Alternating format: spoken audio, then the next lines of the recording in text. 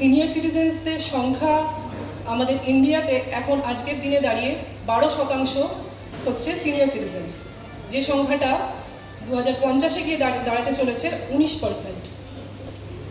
United নেশনসের সমীক্ষা অনুযায়ী 2050 সালে প্রতি 6 জনের মধ্যে একজন হবেন 65 বছরের ঊর্ধ্বে।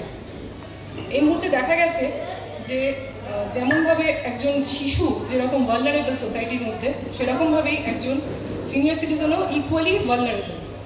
তারা সম্মুখীন হন প্রতিদিন ইকোনমিক অ্যাবিউজ, নানান ধরনের ফিজিক্যাল মেন্টাল টর্চার তাদের ফ্যামিলি বা ডিফারেন্ট প্রতিষ্ঠানের মধ্যে যেখানে তাদেরকে রাখা হয়, সেই সব জায়গাতেও তারা সেটা প্রতিনিয়ত ফেস করে চলেছে।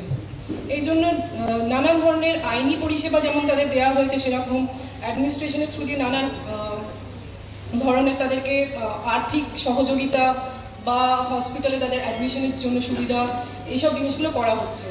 সেই কারণে পুলিশের কাছে আপনাদের এনরোলমেন্ট এইগুলো করা হয়, যাতে আপনাদের বাড়িতে যদি কোনো ভাড়াটে থাকে, তারা যদি আপনাদের উপরে কোনো অত্যাচার করে বা আপনাদেরকে অনেক সময় দেখা গেছে কলকাতাতে এরকম রিসেন্ট ইয়ার্সে অনেক কেসেস হয়েছে যেখানে দেখা গেছে যে সিনিয়র সিটিজেন্সদেরকে মার্ডার করে তাদের সম্পত্তি আত্মসাৎও করা হয়েছে। সেই ক্ষেত্রে ওদের সাথে যারা থাকে সিনিয়র সিটিজেন্সের কেয়ার গিভার বা টেনেন্টস, এদের রেজিস্ট্রেশনটা পুলিশের কাছে অত্যন্ত গুরুত্বপূর্ণ হয়ে গেছে। এই সব ক্ষেত্রে অনেক সময় সিনিয়র সিটিজেন্স আপনারা যারা প্রেজেন্ট আছেন তারা জানেন না যে আপনাদের কী কী করতে হবে।